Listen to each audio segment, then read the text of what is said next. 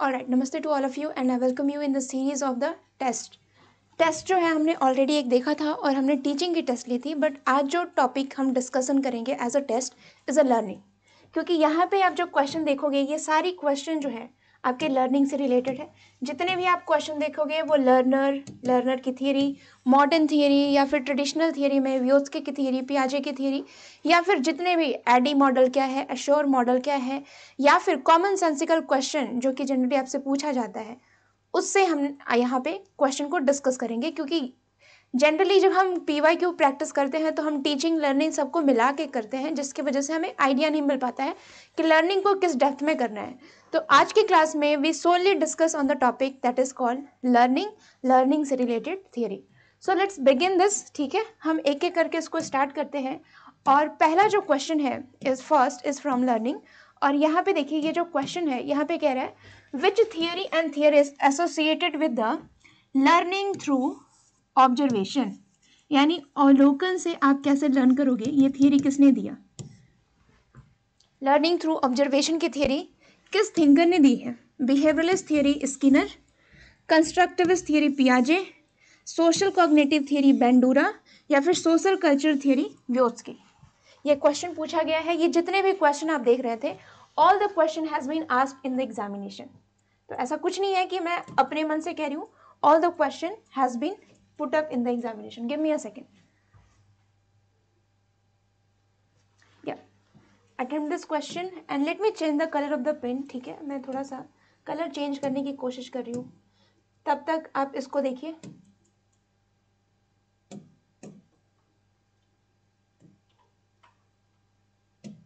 Alright, the right answer is social cognitive theory by Bandura.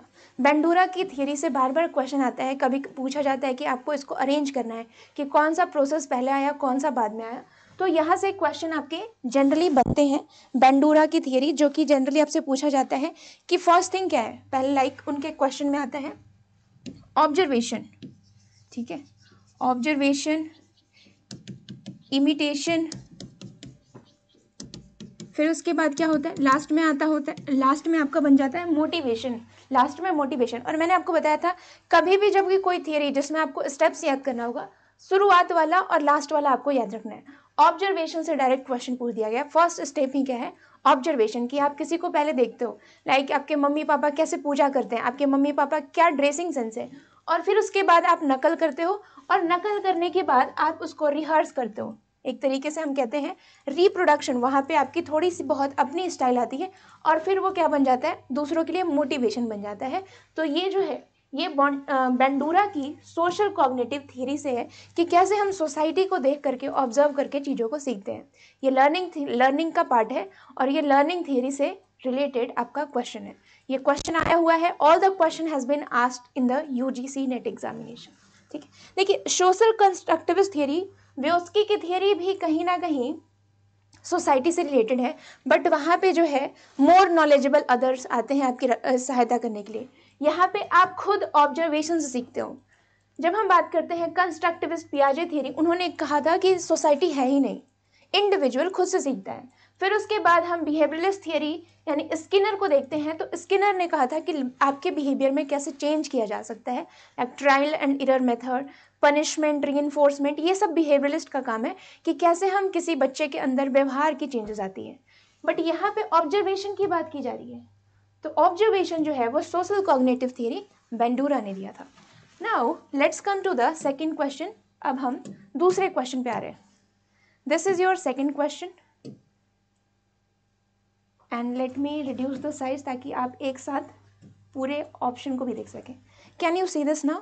Question है both student and teacher work harder.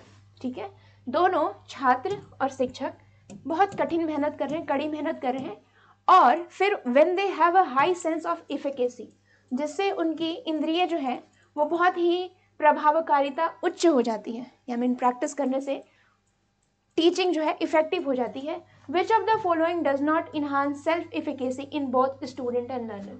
तो इनमें से बताना है कि छात्रों और शिक्षकों में से कौन जो है वो इफिकेसी, सेल्फ इफिकेसी को बढ़ावा नहीं देता है। पहला है नहीं देता है, remember this is not. Day to day success in achieving class, कि टीचर क्या करेगा, रोज दिन आपकी मार्क्स ले या फिर हो सकता है आपकी टेस्ट ले और उससे आपको चेक करे कि आप कितना अचीव किए। क्या इससे एफिकेसी बढ़ सकती है? कोर्स बढ़ सकती है। यूनिट टेस्ट इसी वजह से लेते हैं ताकि उसके बाद आपको फीडबैक मिले, आपको रियलाइज हो कि मैं कितना अभी तक पानी में हूँ, तो इससे तो बढ़ सकती है। Formal school relationship that focus solely on skills, solely, only, ये जब वर्ड आया तो समझ जाना कि कहीं ना कहीं गड़बड़ घोटाला है।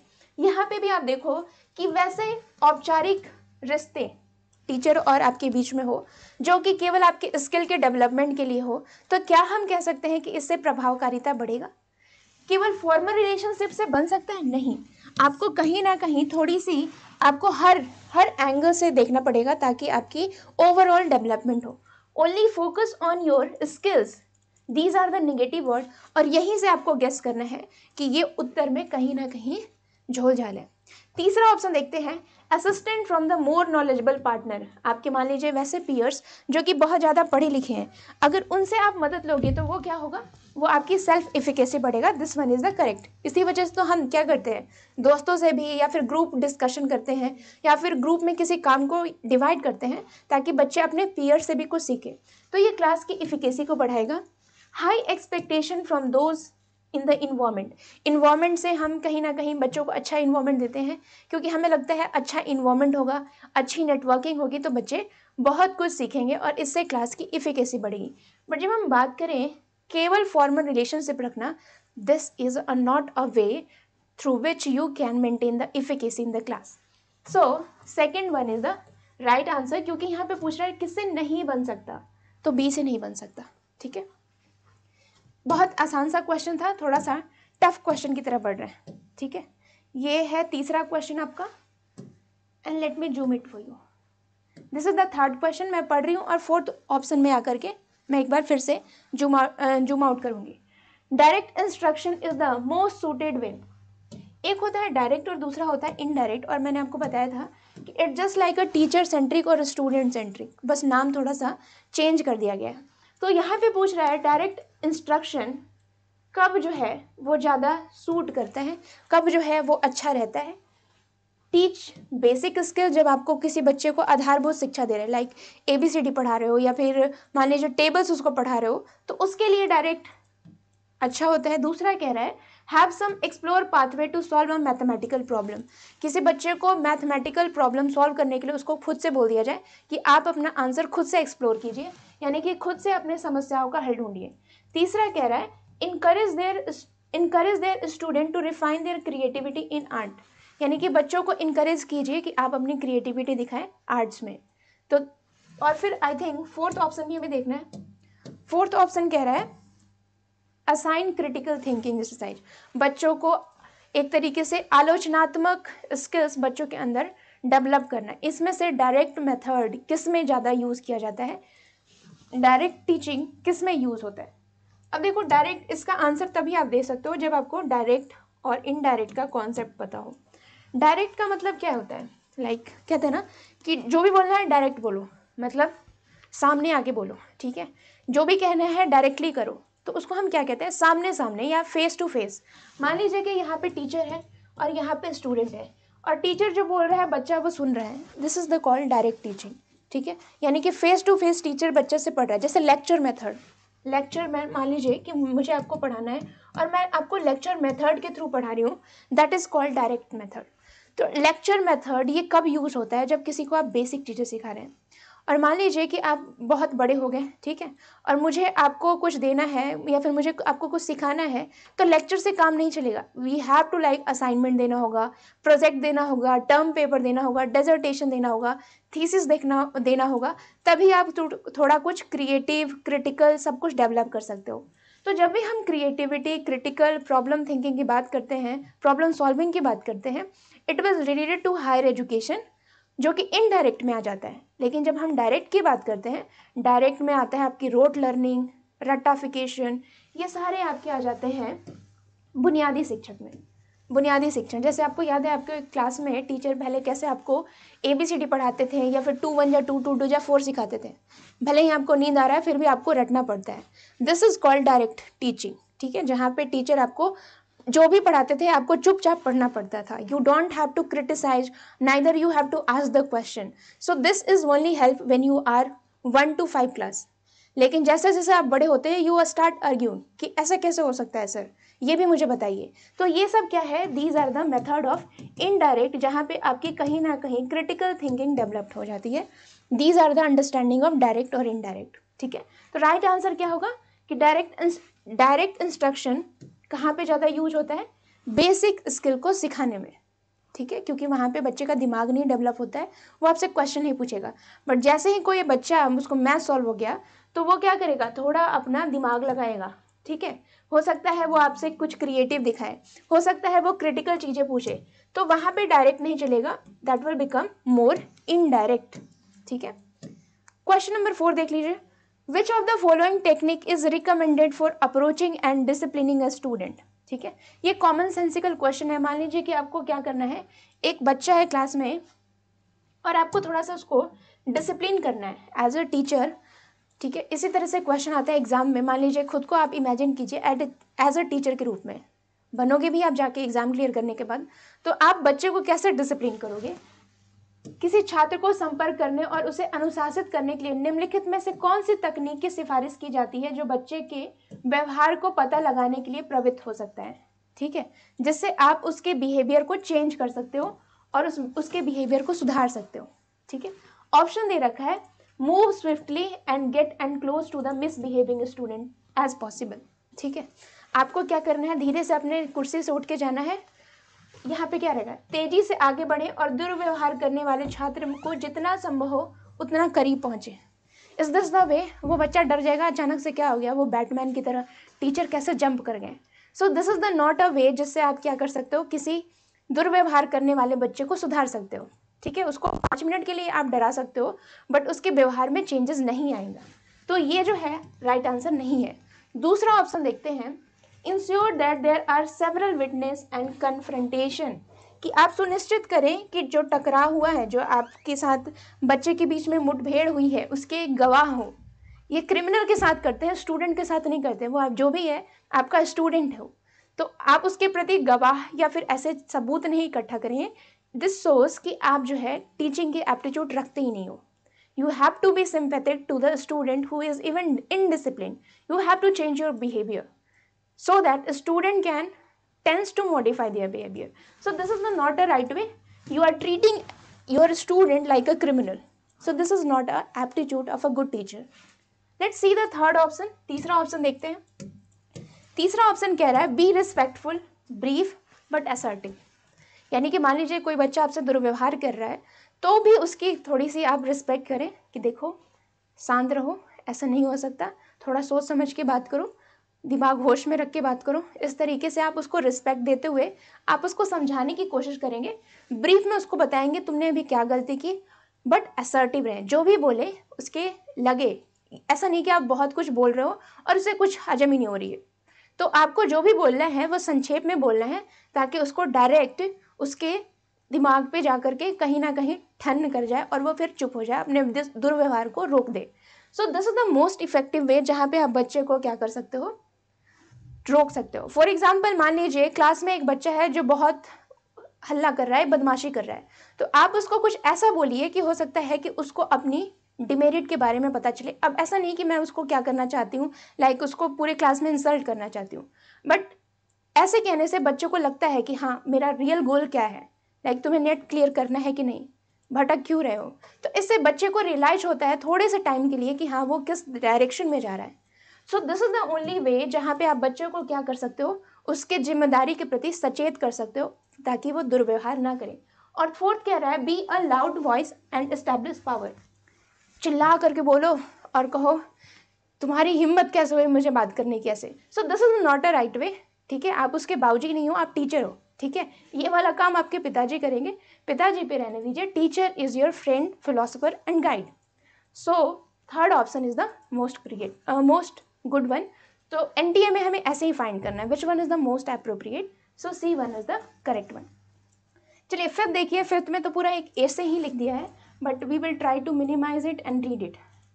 इसीता है। देखिए एक चीज़ मैं आपको बता दूं, जब नेट में क्वेश्चन लंबा चौड़ा है ना, समझ लीजिए वो क्वेश्चन बहुत आसान है, सिर्फ डीआई को छोड़ के मैं बता रही हूँ। डीआई में जनरली क्या होता है, क्वेश्चन जो है ना थोड़ा लंबा होता है तो हमें डर लगने लगता है पढ़ने में, और एक तो टाइम कम रहता है। बट अगर मान लीजिए ऐसे क्वेश्चन है, टीचिंग है, रिसर्च है, या फिर मान लीजिए कम्युनिकेशन है, या फिर मान लीजिए कि आपके हायर एजुकेशन है, जितना लंबा क्वेश्चन उतना ही ज़्यादा आपको हिंट भरे पड़े हुए हैं, तो आपके राइट आंसर होने के चांसेस बढ़ जाते हैं। तो उस टाइम पे आपका ध्यान ये होना चाहिए, उस क्वेश्चन को बहुत शांत मन से पढ़ें और फिर उसके बाद आप आंसर तक पहुँचें। तो यहाँ पे कह रहा है Ishita has been practising her multiplication table for a week. ठीक है, इशिता क्या कर रही है कि गुना और ये जो टेबल है वो 1 साल से प्रैक्टिस कर रही है। ठीक है, 1 साल से, सॉरी वो हफ्तों से प्रैक्टिस कर रही है। किसके लिए? एग्जाम के लिए, जो उसका लास्ट एग्जाम आने वाला है उसके लिए। सी न्यू ऑल हर फैक्ट्स कंप्लीटली, और फिर उसे रियलाइज हुआ कि उसने सब कुछ बहुत अच्छे से पढ़ा है। This type of knowledge that Ishita now has been attend does not require attention and concentration. अब जो है उसकी नॉलेज इतनी ज़्यादा हो गई है कि अगर मान लीजिए कि आपको उससे कोई पूछेगा भी ना, फॉर एग्जाम्पल आपको याद है जब बचपन में टेबल याद करते थे तो आप रटते जाते थे, अचानक आपके मम्मी ने पूछा 2 3 जा, बिना आप सोचे वो बोलते 6 7 9 जा, इस तरीके से आप आंसर बोल देते थे। तो आपने उसको इतने ज़्यादा प्रैक्टिस कर दिया है कि अब आपको उसको दिमाग लगाने की जरूरत नहीं है, आप फटाक से आपके जहन में आ जाती है। सो ये चीज़ें इशिता भी की, और उसको अब टेबल रिकॉल करने के लिए कंसंट्रेशन फोकस की जरूरत नहीं है। This process is known as which of the following. जब ये इस तरह की प्रोसेस होने लगती है आपके साथ तो उसको हम क्या कहते हैं? फ्लैश बल्ब मेमोरी, दूसरा ऑप्शन कह रहा है स्कीमा, तीसरा ऑटोमेसी, और चौथा प्रोसीजरल मेमोरी। अब देखिए बहुत सारे बच्चे कहेंगे कि मैम स्कीमा, क्योंकि स्कीमा उन लोग लर्निंग में पढ़े हुए, स्कीमा ये सारी चीज़ें। स्कीमा क्या होता है? लाइक कि कोई आपकी फ्रेमवर्क, टेबल याद की है, उसकी फ्रेमवर्क बन गई है और जब किसी ने पूछा तो बता दिए, आंसर आ गया, बट स्कीमा नहीं है। ठीक है, राइट आंसर क्या है? राइट आंसर तो ये है, स्कीमा का मतलब क्या होता है? कहीं ना कहीं आप दिमाग लगाते हो। यहाँ पे जो वो टेबल रिकॉल कर रही है वो अचानक आ जा रहा है। ठीक है, उसको कोई दिमाग लगाना नहीं पड़ रहा है, इट बिकम मोर ऑटोमेटिक। और जब आप किसी चीज़ को ऑटोमेटिक रूप में, यानी कि बिना उस पर स्ट्रेस दिए हुए या फिर बिना कोई एफर्ट दिए हुए वो चीज़ आपको याद आ जाती है, उसको हम क्या कहते हैं? ऑटोमेसिटी, ऑटोमेसिटिसी, स्वचालितता। ठीक है, ऑटोमेटिक रिस्पॉन्स आप देने लगते हो बिना किसी दिमाग को दौड़ाए हुए, तो उसी को कहते हैं ऑटोमेटिसिटी, जहाँ पे आपकी रिस्पॉन्स खुद ब खुद आती है। स्कीमा में थोड़ा सा कहीं ना कहीं आप अपना दिमाग लगाते हो, रीजनिंग, लॉजिक कुछ भी लगाते हो, बट जब हम बात करते हैं ऑटोमेटिसिटी, क्योंकि ये क्या है? ये कॉग्निटिव थियरी है, आपके दिमाग का कहीं ना कहीं बल्ब जलता है, बट यहाँ पे सारी चीज़ें क्या हो रही है? अपने आप हो रही है, क्योंकि आपने इतना ज़्यादा प्रैक्टिस कर लिया है, इतना ज़्यादा रिवाइज कर लिया है, it become your automatic process. So C is the correct one. ठीक है, अब देखिए procedural memory, short term memory, long term memory, conscious unconscious, ये थोड़ा आपको अलग डायरेक्शन में ले जा रहा है, उधर नहीं देखना है। क्वेश्चन को ध्यान से पढ़ोगे तो आपको रियलाइज होगा कि अब वो क्या हो गया, खुद ब खुद आ रहा है, it is related to atomicity. ठीक है, अब देखिए थोड़ा आगे बढ़ जाते हैं, और ये थोड़ा सा है मॉडर्न थियरी से, मॉडर्न थियरी ऑफ लर्निंग से है कि एडी मॉडल, मैंने आपको बताया था इंस्ट्रक्शन की मॉडल है कि आपको अगर टीचर बन जाओगे तो कैसे बच्चों को पढ़ाओगे। पहले क्या करोगे? एनालाइज करोगे, दूसरा क्या करोगे? डेवलप करोगे, डिज़ाइन डेवलप, फिर उसके बाद है आई, और लास्ट में क्या करोगे? एवोल्यूशन करोगे, आकलन करोगे। तो पहला और लास्ट वाला तो हमने याद किया था, बट यहाँ पे पूछ रहा है कि आपको बताना है कि इसमें आई और ई का मतलब क्या है। चलो ई भी पूछ दिया है। हमेशा क्या होता है? लास्ट में इवोल्यूशन होता है, एग्ज़ाम ही होता है। ठीक है, ऐसा तो कोई एग्ज़ाम स्कूल नहीं बना जहाँ पे आपका टेस्ट ना लिया हो, बहुत कम ही ऐसे ये रहते हैं जो को पढ़ा के खुला छोड़ दे, वो कहीं ना कहीं आपका टेस्ट लिखेंगे कि देखेंगे कि वो कितना पढ़ाए हैं। ठीक है, तो इवोल्यूशन तो होगा भाई, ये होगा, ये होगा। एग्जामिनेशन, देखो एग्जामिनेशन भी थोड़ा कहीं ना कहीं लग रहा है, but examination is not a formal word जो कि हमने पढ़ा है थियरी में, तो इसको आप एलिमिनेट करोगे। अब इम्प्लीमेंटेशन होगा कि आइडेंटिफिकेशन होगा। आइडेंटिफिकेशन शुरुआत में होता है किसी चीज़ की या पहचान, बट यहाँ पे क्या होगा, इम्प्लीमेंटेशन, जो भी आप नॉलेज लेते हो उसको हम इम्प्लीमेंट करने की कोशिश करते हैं। फॉर एग्जाम्पल मैंने आपको लर्निंग की थियरी पढ़ाई और आप जाके देखोगे कि मैम ने जो पढ़ाया वो सही है, मेरे पे लागू हो रहा है कि नहीं, तो आप इम्प्लीमेंट करने की कोशिश करोगे, कहीं ना कहीं आप उसका कार्यान्वयन करने की कोशिश करोगे, और फिर उसके बाद आप एग्जाम में बैठोगे और फिर कहोगे, क्रिटिकल इवोल्यूशन करोगे, कहोगे मैम ने बहुत खराब पढ़ाया। So that will come under the B, कि आप डी में, एडी मॉडल में आई का मतलब होता है इम्प्लीमेंटेशन, ई का मतलब होता है इवेल्युएशन, ठीक है। और ए से क्या होता है, एनालिसिस, ठीक है। मतलब कि बच्चों को पहले हम देखते हैं कि वो कितने पानी में है, कितना उसको समझाने की जरूरत है, फिर उसके हिसाब से हम क्या करेंगे, डिज़ाइन बनाएंगे कि उसे क्या क्या मुझे पढ़ाना है, कैसे पढ़ाना है, फिर उस पर हम डेवलप करेंगे। जैसे उसको डिज़ाइन बनाया, उसको थोड़ा और बताएंगे, बच्चा भी खुद से जा करके और कुछ पढ़ेगा, और फिर उसके बाद उस नॉलेज को वो इम्प्लीमेंट करेगा, और लास्ट में उसका क्या होगा, इवेल्युएशन होगा, ठीक है। तो ये है एडी मॉडल ऑफ इंस्ट्रक्शन, जो कि सोनली टीचर के लिए बनाया गया है। All right, now let's move to the next one, 7। देखो मुझे 20 क्वेश्चन डिस्कस करना है, तो मैं इतने शॉर्ट में नहीं जाऊंगी, I will try to be very brief, ठीक है। मैं बहुत ब्रीफ में इसको डिस्कस करूंगी, नहीं तो मैं अगर एक्सप्लेन करूंगी तो ये 20 क्वेश्चन नहीं हो पाएगा, 1 घंटा वीडियो में लग जाएगा। सो अगर आप इस वीडियो को देख रहे हैं, मेक श्योर कि आप 2x के स्पीड पे देखें, ताकि जल्दी जल्दी आपका हो जाए। देखिए 7th क्वेश्चन कह रहा है, student participating in online classes are taught by instruction, ठीक है। ऑनलाइन कक्षा में क्या हो रहा है, बच्चों को एक टीचर के द्वारा पढ़ाया जा रहा है। Following lesson the instruction intend to incorporate reading material, पढ़ाने के बाद टीचर क्या करना चाहता है, जितनी भी उसकी मटेरियल है वो उसको इकट्ठा करके वो क्या करना चाहता है, डालना चाहता है। उसमें पावर पॉइंट भी है, प्रेजेंटेशन भी है, ई कंटेंट है। कितना अच्छा टीचर है ना। और आप लोग मांगते रहते हो पीपीटी दे दो, पीपीटी दे दो, मैं नहीं देती। तो ऐसे टीचर होने चाहिए, वो क्या करना चाहता है, वो डालना चाह रहा है, ठीक है। That can be viewed by the student, जो कि दूसरे छात्र भी देख सके। The option would instruction choose, तो उस पीपीटी को अपलोड करने के लिए वो कौन सा ऑप्शन चूज करेगा। बहुत बोलेंगे मैम व्हाट्सएप, टेलीग्राम, ऐसा नहीं है, ठीक है। यहाँ पे ऑप्शन दे रखा है, कंटेंट क्रिएशन टूल, दूसरा है नेटवर्किंग टूल, जिसमें टेलीग्राम, व्हाट्सएप आ जाएगा जो भी, और थर्ड कह रहा है LMS, और फोर्थ कह रहा है लिंक ऑफ द वेबसाइट। आप लोग तो वही कहोगे मैम टेलीग्राम पे डाल दो, व्हाट्सएप पे डाल दो, सब कोई देख लेगा। बट यहाँ पे जो राइट आंसर है LMS, क्योंकि ये आपके सिलेबस में। LMS क्या होता है, एक प्लेटफॉर्म होता है, लाइक स्वयं प्रभा मैंने आपको बताया था, या फिर मूडल होता है, जिसमें आपके सारे कंटेंट रहते हैं, और वहाँ से क्लाउड के थ्रू आप कभी भी उसको एक्सेस कर लेते हो। व्हाट्सएप पे, टेलीग्राम पे देयर इज़ अ चांसेस कि आपके डेटा जो है ना रिकवर ना हो पाए, बट क्लाउड में ये चांसेस रहते हैं, लाइक मूडल, कि वो हमेशा रिकवर हो जाते हैं because of the cloud. So that is the way जहाँ पे LMS क्या करता है, it's a kind of software program, जहाँ पे आप सारे कंटेंट को अपलोड कर सकते हो, और उसी को हम कहते हैं लर्निंग मैनेजमेंट सिस्टम। शिक्षा से रिलेटेड जितने भी प्रबंधन, चाहे आपका कंटेंट हो गया, वीडियो हो गया, लिंक हो गया, डिबेट हो गया, डिस्कशन हो गया, क्विज हो गया, सब आप उस पर डाल दो, बच्चा उस पर क्या जाएगा, लॉग इन करके मटेरियल को डाउनलोड करके पढ़ सकता है। दैट इज कॉल्ड LMS, ठीक है। एग्जाम में ये भी पूछता है LMS कौन कौन से हैं, तो जरूर उसको देख लीजिए। LMS से अभी क्वेश्चन ज़्यादा पूछे जा रहे हैं, ठीक है। अब देखिए ये क्वेश्चन आता है, question number 8, which of the following does not come under the primary law of learning, ठीक है। लॉ ऑफ लर्निंग, प्राइमरी और सेकेंडरी हमने बात की थी, इसमें से पूछ रहा है कि इनमें से कौन प्राइमरी नहीं आता है। सिर्फ प्राइमरी याद करना, सेकेंडरी पे ज़्यादा लोड मत लेना, ठीक है। प्राइमरी में मैंने आपको बताया था कि 3 चीज़ें आप याद रख लो। पहला क्या है, बच्चा क्या करेगा, बच्चा रेडी होगा, ठीक है। रेडी हो गए, कहाँ वो जाएगा, जिम में जाएगा, और जिम में जाने के बाद एक्सरसाइज करेगा, और फिर उसका 6 पैक्स बन जाएगा, उसका प्रभाव दिखेगा, इफेक्ट दिखेगा। तो law of readiness, law of exercise, law of effect, ये तीनों क्या है, प्राइमरी लॉ है, ठीक है। और ये जो है यही हमें जानना है, प्राइमरी लॉ। इसके अलावा जो भी आता है वो उसको हम कहते हैं सेकेंडरी, या फिर वो है ही नहीं। तो लॉ ऑफ मल्टीपल रिस्पॉन्स है ही नहीं, बाकी सारी चीज़ें प्राइमरी में आती हैं। और प्राइमरी का याद करने का तरीका है जिम वाला, कि लॉ ऑफ रेडीनेस, बच्चे को थोड़ा टाइम दो रेडी होने के लिए।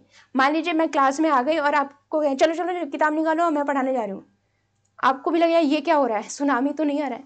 यू हैव टू लाइक कि आपको थोड़ा सोचने का, समझने का टाइम दिया जाए, रेडी होने के लिए, मेंटली प्रिपेयर होने के लिए, और फिर उसके बाद एक्सरसाइज पढ़ा दिया, फिर उसके बाद आपको पाठ्यक्रम सॉल्व कराना, क्वेश्चन सॉल्व कराना, और उसके बाद उसका प्रभाव दिखेगा कि क्या आप जो है अच्छे से पढ़े कि नहीं, टेस्ट होगा। तो that is come under the primary law of learning. ठीक है, इसमें से पूछ रहा है कौन नहीं है, that's why we tick option number 3. Now let's come to the question number 9. What are the letter R in instructional design model of teaching assure stand for? ठीक है, ये जो assure होता है ये भी क्या है, इंस्ट्रक्शन मॉडल है। इसमें R क्या है? अच्छा, एक चीज आपको पता है ना, R is also a software. जैसे क्या SPS क्या होता है, इसका हम यूज करते हैं डेटा कलेक्शन के लिए, because I am also teaching you research, तो मुझे ये भी बताना है। R is also a software, anaconda is a software, जहाँ पे आप क्या कर सकते हो, डेटा कलेक्शन आप इसमें कर सकते हो और उसका एनालिसिस कर सकते हो। So these are in the news नहीं, डेटा कलेक्शन में हो सकता है, पूछ दिया जाता है इनमें से कौन से टेक्निकल टूल को आप डेटा कलेक्शन के लिए यूज़ कर सकते हो। तो आर को आर ही लिखते हैं, आर ही ऐसे कुछ बना रहता है ऐसे आर का लोगो।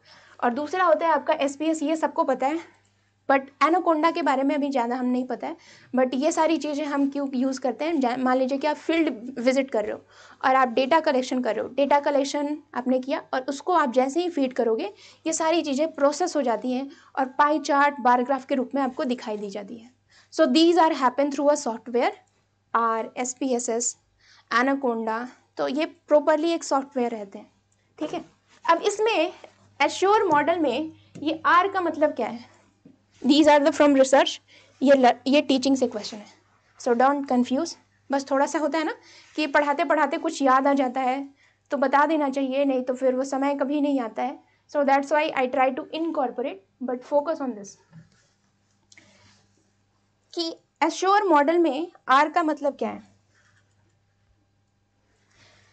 देखिए, ये टीचिंग से रिलेटेड है ना, require teacher participation, require learner participation, require society participation, और क्या है, किसका पार्टिसिपेशन चाहिए, ठीक है, रिक्वायर पेरेंट्स पार्टिसिपेशन। ठीक है, आर मॉडल में, एश्योर मॉडल में आर का मतलब क्या है। देखो, दो चीज तो जरूरी है, टीचर और लर्नर जरूरी है। ठीक है, और क्योंकि इंस्ट्रक्शन का मॉडल है तो टीचर तो रहेंगे, जरूरी किसका है, लर्नर का जरूरी है। तो लर्नर का जो पार्टिसिपेशन है वो इम्पॉर्टेंट है।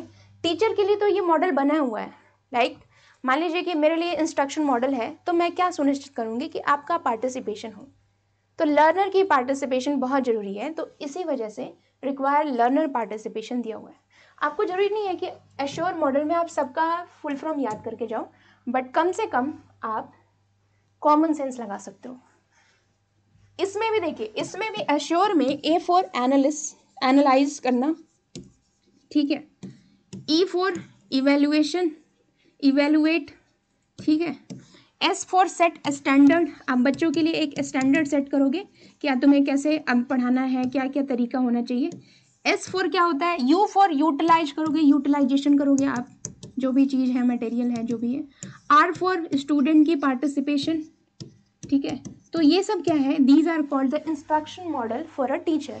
ठीक है, स्टैंडर्ड को सेट करना, एनालिसिस करना, और फिर उसके बाद आप क्या करते हो, स्ट्रैटेजी बनाते हो, फिर उसके बाद यूटिलाइज करते हो, और फिर उसके बाद आप लास्ट में इवेल्युएशन करते हो। So these are the assure model, जिसमें रिक्वायर लर्नर पार्टिसिपेशन आपका आंसर है। अच्छा, कलर चेंज करने का ऑप्शन इधर है। Alright, I got it. इधर है आपका question number 10। Out of the following which technology integrate model are most useful research to use. इनमें से कौन सी टेक्नोलॉजी जो है यूजफुल है रिसर्चर के लिए है।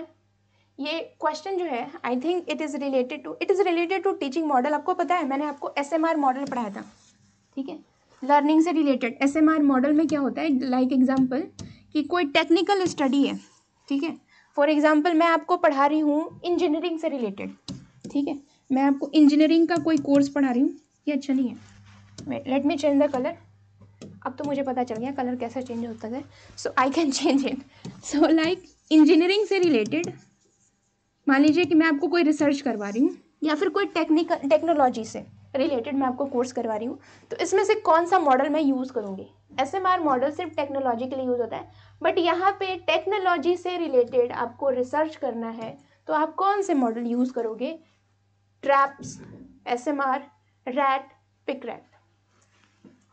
देखिए R का मतलब क्या होता है, A4 और T4 ट्रांसफॉर्मेशन, A4 एफॉर्मेशन, ठीक है, T4 ट्रांसफॉर्मेशन एक बदलाव लेके आओगे, ठीक है, और R4 एक तरीके से हम कह सकते हैं रिकमेंडेशन या कुछ ऐसे ही कुछ होता है। R4 देयर इज रिप्लेसमेंट, आप हटाओगे, एक पहले से पुरानी जमाने से चली आ रही है कोई टेक्नोलॉजी है, उसको आप हटा करके R से हो जाएगा आपका रिप्लेसमेंट। एक बार आप चेक कर लेना, ठीक है, इसका फुल फॉर्म एक बार आप खुद से चेक कर लेना। रिप्लेसमेंट, A4 एम्पलीफिकेशन, एम्पलीफाई करोगे उस टेक्नोलॉजी को, लोगों को बढ़ावा दोगे कि सारे लोग चेंज करें, और T4 ट्रांसफॉर्मेशन आ जाएगा, एक तरीके से एक बदलाव आएगा पूरा।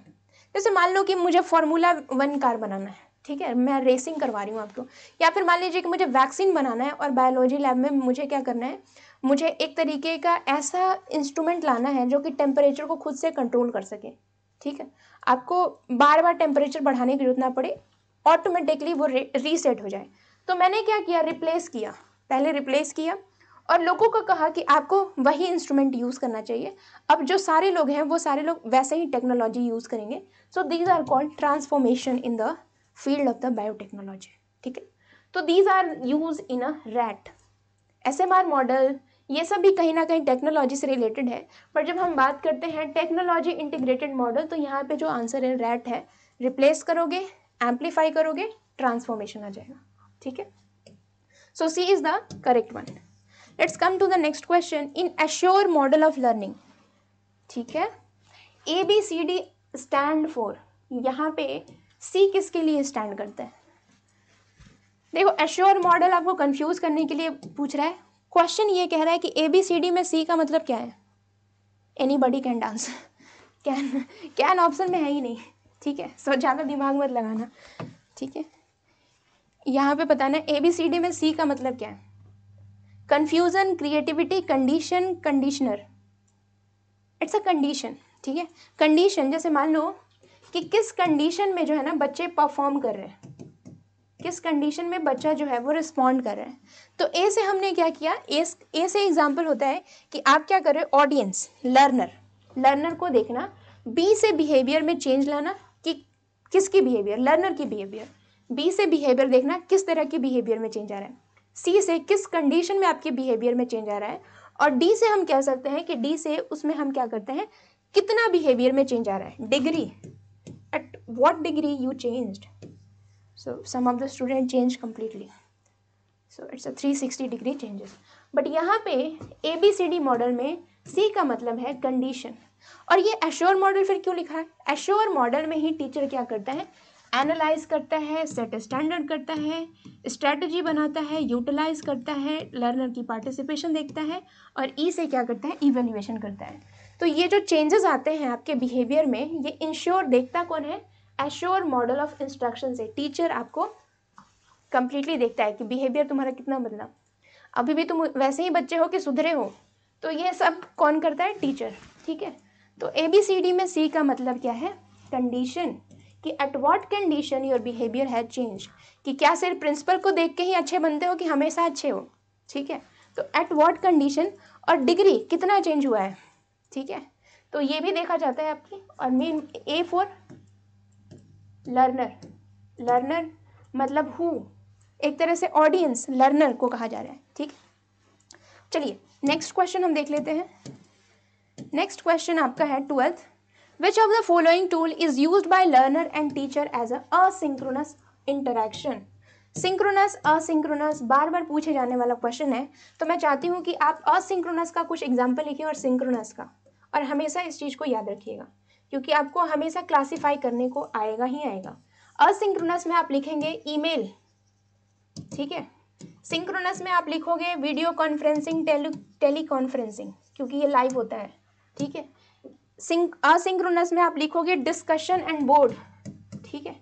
डिस्कशन होता है, ये जरूरी नहीं है अभी उसी टाइम हो सकता है डिस्कशन आपके बाद में भी हो सकते हैं। डिस्कशन एंड बोर्ड, जो कि आपको इस ऑप्शन में दे रखा है। ब्लॉग आ सकता है, ब्लॉग, वीलॉग, ठीक है, ये सारी चीज़ें इसमें आती हैं। और जब हम बात करते हैं यहाँ पे तो सिंक्रोनस में आ जाता है इंस्टेंट मैसेजिंग, तुरंत, जैसे देखते हो ना व्हाट्सएप पे चैट होता है तो ऑनलाइन शो करता है, that is called instant messaging. अभी अभी तुमने टाइप नहीं किया और बताओ कैसे उधर से रिप्लाई आता है, अच्छे हैं, ठीक है, तो that is called instant messaging. Virtual conferencing, ठीक है, virtual conferencing, video conferencing, tele conferencing, ये होता है सिंक्रोनस। सिंक्रोनस का मतलब क्या होता है, जो चीज़ें साथ साथ चल रही है, ठीक है, जैसे मैं यहाँ पे बोल रही हूँ, अगर यही चीज़ें लाइव होती तो हम इसको क्या कहते हैं, सिंक्रोनस। बट फॉर एग्जाम्पल आप रिकॉर्डेड वर्जन में इसको देख रहे हो, that is come under the asynchronous, ठीक है। तो सिंक्रोनस के एग्जाम्पल आप याद रखोगे, video conference, teleconference, instant messaging, ठीक है। असिंक्रोनस में email, discussion and board, blog, blog, ये सारे आ जाएंगे। अब थोड़ा देखिए इसमें से असिंक्रोनस मेथड कौन है, वेब कॉन्फ्रेंसिंग हो रहा है, आईएनजी, कंटिन्यूअस टेंस, ठीक है, live, email, that will come under the asynchronous, ठीक है। Wikis and collaborated document, Wikipedia, ये सारी क्या है, आप अपने हिसाब से पढ़ते हो, this is the example of asynchronous. Discussion board, ये क्या है, ये मैंने आपको अभी जस्ट बताया, डिस्कशन बोर्ड, ये किस में आ जाएगा, असिंक्रोनस में आ जाएगा। लाइव स्ट्रीमिंग हो रही है साथ साथ, ठीक है, तो ये भी किस में आ जाएगा, ये आ जाएगा आपके सिंक्रोनस में। हमसे पूछ रहा है असिंक्रोनस कौन है, तो बी सी डी, ठीक है, B C D, let's have a look, कहाँ है, B C D, option number 1, ठीक है। चलिए 13 क्वेश्चन देखिए, the stimulus which does not require any condition for a desire behaviour is called. Stimulus, behaviour, ये सब भी जब भी आए तो डॉगी को याद कर लेना। पावलो ने जब डॉगी में एक्सपेरिमेंट किया था तो एक बेल बजा करके उसने क्या किया था, उस डॉग के बिहेवियर को चेंज किया था, और अब जो है उसका सलाइवा तब सिक्रेट होता था जैसे ही बेल बजता था, वो क्या करता था, उसकी सलाइवा सिक्रेट होने लगती है। तो ये जो बेल है, ये बेल नहीं है, सॉरी, बेल तो ऐसे होता है ना, ठीक है, ये जो बेल है ये क्या है, दीज आर द कंडीशन, ये कंडीशन है, और इस कंडीशन के लाने से उसकी जो सलाइवा सिक्रेट हो रही है उसको हम क्या कहते हैं, रिस्पॉन्स, रिस्पॉन्स, ठीक है। और ये जो फूड है दैट इज कॉल्ड स्टिमुलस, ये स्टिमुलेट कर रहा है उसके सलाइवा को, जैसे आल्पेनलीबे देख करके या फिर कैडबरी देख के आपकी जो लार टपकती है, that is called your stimulus, ठीक है, दैट इज कॉल्ड स्टिमुलस। या फिर एग्जाम देखने के बाद, एग्जाम की डेट आने के बाद आप पढ़ना चालू कर देते हो तो एग्जाम का डेट निकलना इज कॉल्ड स्टिमुलस, और आपका मन लगा के पढ़ाई करना दैट इज रिस्पॉन्स, और ये जो नोटिफिकेशन आता है that is called your condition, ठीक है।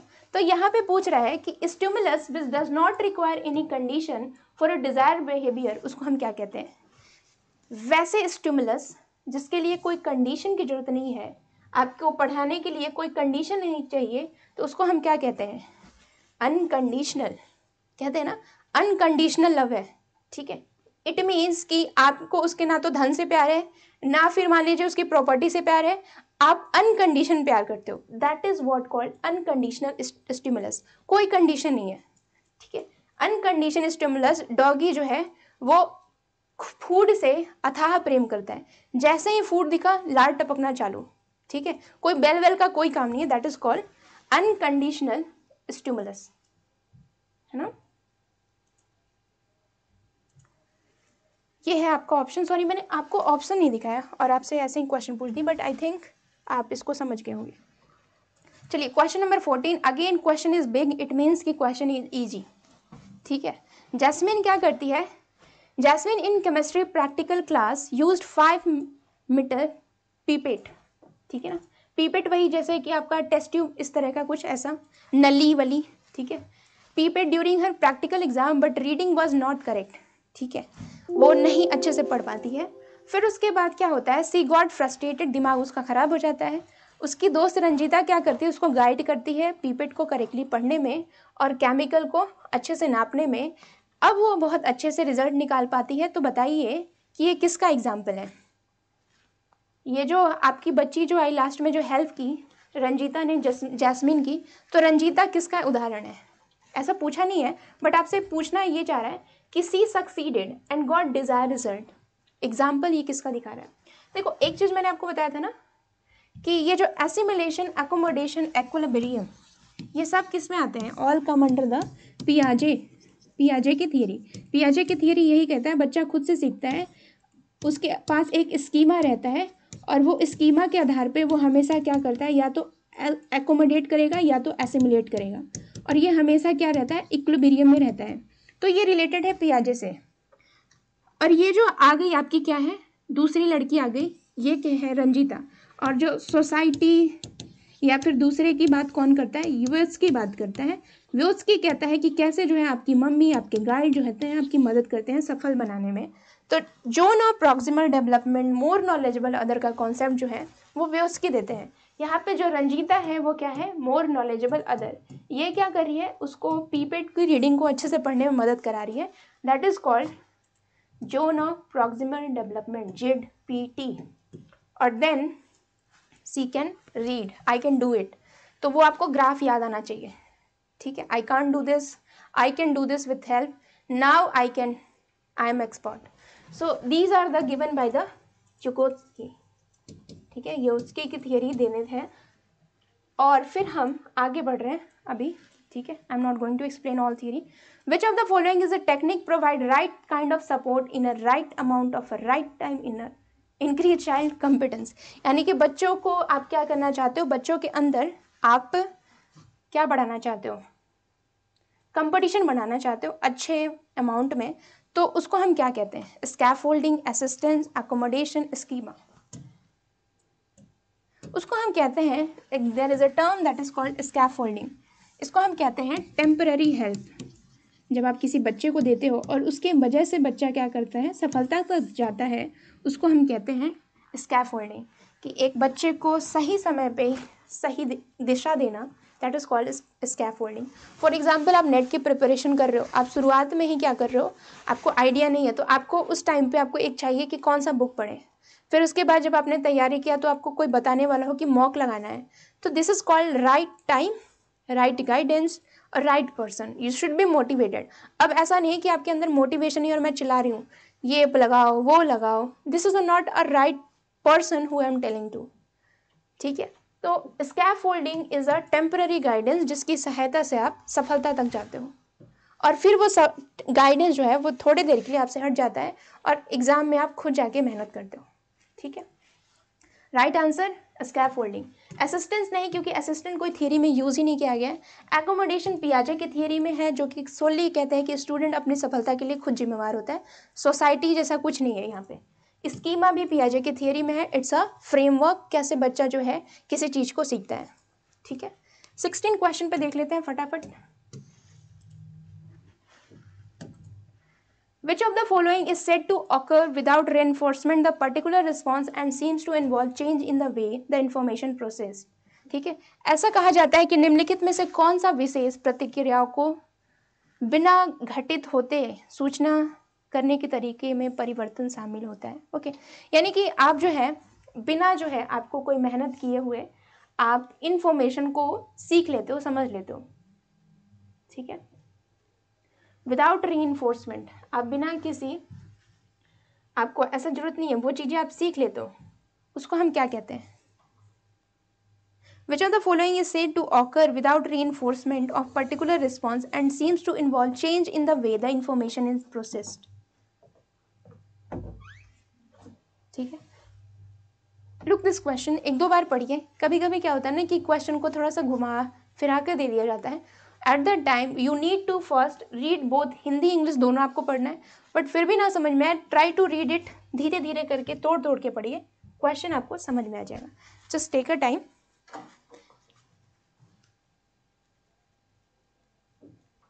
सो this is come under the what, इसको हम क्या कहेंगे? जहाँ पे बच्चा जो है उसको हम क्या करते हैं, उसको हम ये नहीं कहते हैं कि तुम ये नहीं पढ़ोगे तो मैं तुम्हें पनिशमेंट दे दूंगा या फिर मैं तुम्हें अच्छा खाना ला के दूंगी। बच्चा खुद ब खुद क्या करता है? पढ़ने चालू करने लेता है, ठीक है? जिसकी वजह से उसका दूसरा भाई बहन डांट खाता है, ठीक है। घर में ऐसा है, फैमिली में एक ऐसा सिबलिंग होता है जो कि क्या करता है, टाइम पे पढ़ने बैठ जाता है, जिसकी वजह से उसके दोस्त, उसके भाई बहन डांट खाते हैं। तो उसी बच्चे के बारे में पूछ रहा है कि एक बच्चा जो है, जो बिना किसी पनिशमेंट के और बिना किसी रीइंफोर्समेंट के भी वो क्या कर रहा है, वो चेंज हो रहा है उसके बिहेवियर में, और उस तरीके से वो पढ़ भी रहा है अच्छे से और इन्फॉर्मेशन को प्रोसेस कर रहा है, उसको हम क्या कहेंगे कि वो पैसिव लर्निंग कर रहा है, लैटेंट लर्निंग कर रहा है, एक्टिव लर्निंग कर रहा है कि इनसाइट लर्निंग कर रहा है, उसको हम कहते हैं active learning.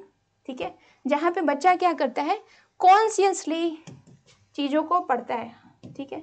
Latent learning, passive learning में क्या होता है, पैसिव लर्निंग में जैसे मान लीजिए कि आपकी जो है ना शॉर्ट टर्म में, आप जैसे मान लीजिए आप गाना सुन रहे हो, गाना सुनने में टाइम पे आप अटेंटिव नहीं रहते हो, फिर भी वो गाना याद रहता है।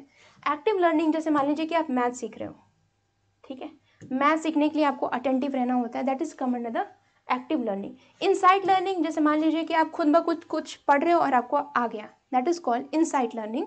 आपकी एक बच्चा खुद से चीज़ों को सीखता है। ठीक है। और लैटेंट लर्निंग वैसे बच्चे होते हैं जो कहते हैं कि एग्जाम में हम कुछ नहीं पढ़े और वो पास हो जाते हैं, that is called latent learning, छिप छिप के पढ़ना।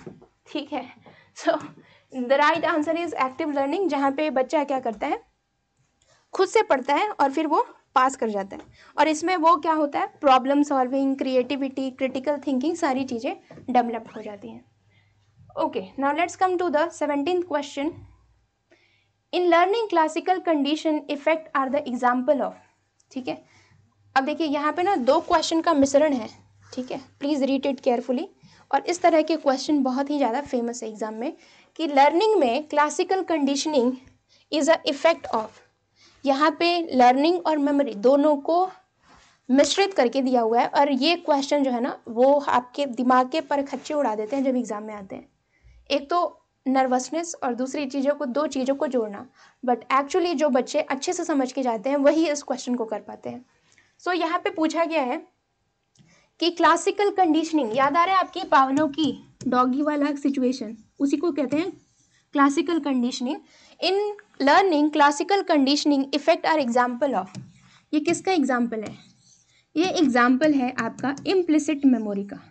देखिए मैं जब आपको पढ़ाऊंगी ना आगे, तो मैं आपको दिखाऊंगी short term memory, long term memory. जैसे मान लीजिए कि कुछ चीज़ें आपको क्षणिक टाइम के लिए यूज होता है, कुछ लॉन्ग टर्म के लिए। लॉन्ग टर्म में भी आप, लॉन्ग टर्म मेमोरी में भी जब आप जाओगे तो दो तरह की पार्ट आ जाती है, एक को कहते हैं इम्प्लिसिट और दूसरे को कहते हैं एक्सप्लिसिट। इम्प्लिसिट वैसे पार्ट होते हैं जो कि आपके फॉर एग्जाम्पल वो आप मेहनत करते हो। ठीक है। इम्प्लिसिट यानी कि फॉर एग्जाम्पल, इसका एग्जाम्पल मैं कैसे दूँ, जैसे कि आप जो है आप उसके लिए मेहनत नहीं करते हो। जैसे मान लीजिए कि आप गाना सुन रहे हो, आप रोड से जा रहे हो और अचानक जो है आपको गाना सुनाई दे रही है और आपको वो गाना याद भी आ गया, या फिर मान लीजिए आपको याद ही नहीं है कि कब जो है आपने साइकिल चलाना सीखा, तो वो चीज़ें आपने देख देख के सीख ली, उसको कहते हैं इम्प्लिसिट। और फॉर एग्जाम्पल एक्सप्लिसिट वो होता है जो कि आपके लिए उसको ट्रेनिंग, रिगरस लर्निंग, टाइम निकालना, दैट इज कॉल्ड एक्सप्लिसिट। और जब इस तरह से चीज़ें सीखते हो वो चीज़ें लॉन्ग टर्म में आ जाती हैं। तो क्लासिकल कंडीशनिंग में ये जो डॉगी जो करता है वो उसका क्या है, इम्प्लिसिट। ठीक है, वो बेल बजते बजते कब उसका सलाइवा सिक्रेट हुआ उसको पता ही नहीं चला, और अचानक से उसको याद, देख रहा है, हमने क्या नोटिस किया कि अब बेल बजने से ही उसकी सलाइवा सिक्रेट हो रही है। तो कंडीशन कब जनरेट हुआ पता ही नहीं चला, ये चीज़ें क्या हो गई, वो अपने आप सीख रहा है, इम्प्लिसिट का एग्जाम्पल है। ठीक है, अब हम आ जाते हैं नेक्स्ट क्वेश्चन में, और ये है 18 क्वेश्चन। और again this is big question. Vygotsky emphasis the significant role. अब मैं थोड़ा इसको थोड़ा अच्छे से एक्सप्लेन करती हूँ। योत्स्की ने क्या किया था, significant role play by adult and more adult peer in children learning. Vygotsky ने ये कहा कि जो बच्चे होते हैं, ठीक है, योत्स्की ने कहा कि बच्चों की शिक्षा में वयस्कों और अधिक सक्षम साथी, यानी कि उससे जो अच्छे पढ़े लिखे लोग हैं, जिसको हम कहते हैं मोर नॉलेजेबल अदर, उनका बहुत बड़ा रोल होता है बच्चे के सिखाने में। कुछ होता है, उन्होंने सोसाइटी को इम्पोर्टेंट माना। आप सीख रहे हो, आपके भैया हो गए, आपकी दीदी हो गए, उनका रोल बहुत इंपॉर्टेंट होता है। और यही बात योत्स्की बता रहे हैं, क्योंकि समाज का रोल उन्होंने कंसिडर किया था। दूसरा कह रहा है the zone of proximal development is area. JPD क्या है, एक क्षेत्र होता है जहाँ पे क्या होता है, where the child solve a problem alone. वहाँ पे उसके साथ कौन होता है, मोर नॉलेजेबल अदर होता है, जो उसको प्रॉब्लम सॉल्व करने में मदद करते हैं without the help of other. ठीक है, बच्चा जो है वो मोर नॉलेजेबल अदर्स के थ्रू वो चीज़ों को सीखता है। तो ये स्टेटमेंट आपका रॉन्ग हो गया, ये सही हो गया। तो यानी कि statement 1 is true, statement 2 is incorrect. C option क्या है, सही उत्तर है। चलिए अब सेकेंड लास्ट देखते हैं। Akshay is a 8-year-old boy, 8 साल का बच्चा है।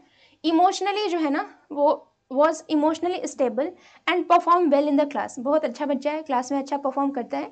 हिज पेरेंट्स है डाइवोर्स रिसेंटली, बट कुछ चीज़ों की वजह से उसके पेरेंट्स जो होते हैं उनका डाइवोर्स हो गया। Due to this he has become a very anxious, वो थोड़ा सा उत्तेजित कहेंगे उसको, एंसियस मतलब चिंतित हो गया। ठीक है, what can a Akshay teacher do to help. ठीक है, उसकी इस बच्चे की जो है ना चिंता को हटाने के लिए वो क्या कर सकता है।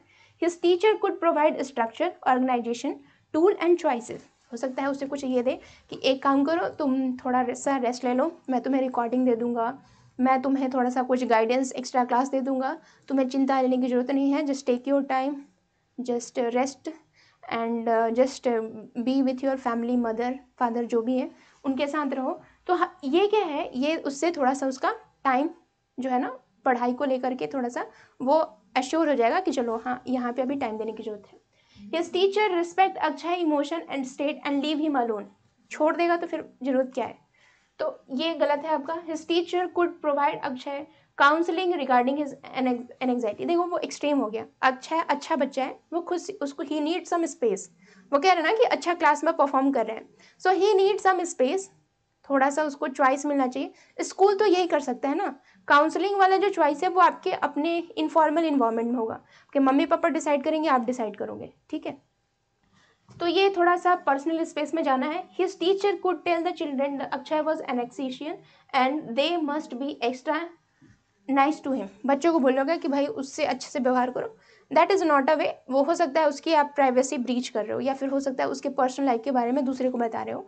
So this is not a way. The right way is कि आप अपने हिसाब से उसको फैसिलिटेट करो, जिससे वो बच्चा क्या कर सकता है, एक उसको थोड़ा मोरल या फिर एक्स्ट्रा फैसिलिटी मिले तो वो ठीक कर लेगा खुद ब खुद। लास्ट क्वेश्चन देखते हैं कि आप इसको अरेंज कीजिए असेंडिंग ऑर्डर में।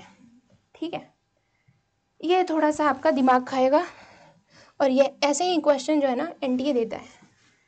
क्या मैं इसको जूम करूं? हाँ जूम कर देती हूँ। पहले आप ऑप्शन देखिए, मोटिवेशन, नीड, दूसरा है रेडीनेस, तीसरा है इंटरेक्शन, चौथा है लर्निंग, सिचुएशन, गोल, एडजस्टमेंट, चेंज, फिक्सेशन। ठीक है, निर्धारण, निर्धारण, निर्धारित करना। ठीक है, इवैल्यूएशन, निर्धारण, के कहीं ना कहीं हम ये देखते हैं कि क्या प्रॉब्लम फिक्स हुआ है कि नहीं। ठीक है, it is not related to learning, it is something else. कि मान लीजिए कोई ऐसी चीज़ जो है कि आप प्रॉब्लम सॉल्विंग से रिलेटेड हो गया, तो लास्ट में आप ये देखोगे जो प्रॉब्लम हमने लिया है वो फिक्स हुआ है कि नहीं। Fixation will come in to the last. ठीक है, ये लास्ट में आएगा। सबसे इंपॉर्टेंट है वो है आपका मोटिवेशन, ज़रूरत क्या है किसी चीज़ को करने की। लाइक कहते हैं ना कि need is the first stage of any discovery. ठीक है, नीड सबसे इंपॉर्टेंट है, फिर उसके बाद आप क्या करोगे, आप कहीं ना कहीं नीड के बाद आप जाओगे गोल, कि मुझे क्या करना है। मान लीजिए कि अंधेरा है तो मुझे क्या करना है, बल्ब की डिस्कवरी करनी है।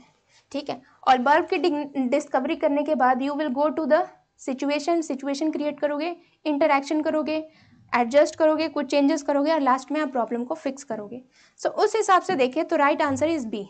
ठीक है, एच लास्ट में आ रहा है, मोटिवेशन पहले आ रहा है। ठीक है, फिर उसके बाद गोल आ रहा है, फिर उसके बाद आपका क्या आ रहा है, बी आ रहा है, यानी कि फिर उसके बाद आपका आ रहा है रेडीनेस, आपकी तत्परता दिख रही है, और फिर उसके बाद आप एडजस्ट करोगे और फिर आपका फिक्स हो जाएगा problem. So this is the way how to solve the like real life problem. सो यहाँ से क्वेश्चन आएगा। So all this question we done, हमने 20 क्वेश्चन अभी किए हैं, ये सारे क्वेश्चन हमने आपके टेस्ट में दिए थे। सो अप्रोच यही था आपको इस क्वेश्चन को देने का कि लाइक एग्जाम में आपके बहुत सारे ऐसे क्वेश्चन आएंगे जो दो टॉपिक से मिक्स होंगे। So for that you have to practise as much question as you can. ठीक है, प्रैक्टिस करना बहुत ज़रूरी है, एलिमिनेशन मेथड लगाना बहुत ज़रूरी है, क्योंकि जब तक से आपको अंदाज़ा नहीं चलेगा कि मुझे किस लेवल से तैयारी करनी है, तब तक से सिर्फ आप यही याद करोगे पी आ जाइए है फिर उसकी क्या है। But see how the question has come. उन्होंने क्या किया था, पावलो की थियरी और मेमोरी दोनों को मिक्स किया था, एडी को भी मिक्स किया था, उनको भी मिक्स किया है। So now the question has become fused करके क्वेश्चन पूछ रहे हैं। और ऐसे क्वेश्चन आप धड़ल्ले से एग्जाम में जाके नहीं बना सकते, उसके लिए थोड़ी सी प्रैक्टिस की जरूरत पड़ती है। So my whole point is that कि आपको क्या करना है कि ना केवल सिर्फ रट्टा मारना है, पढ़ना है थियोरेटिकल चीज़ें, प्रैक्टिस भी बहुत इंपॉर्टेंट हो जाती है। So try to reach as much question as you can. So this is the moral of the today story. I hope आप इसको समझोगे और अपने प्रिपरेशन के दौरान इसको फॉलो करोगे। All the best, bye, take care.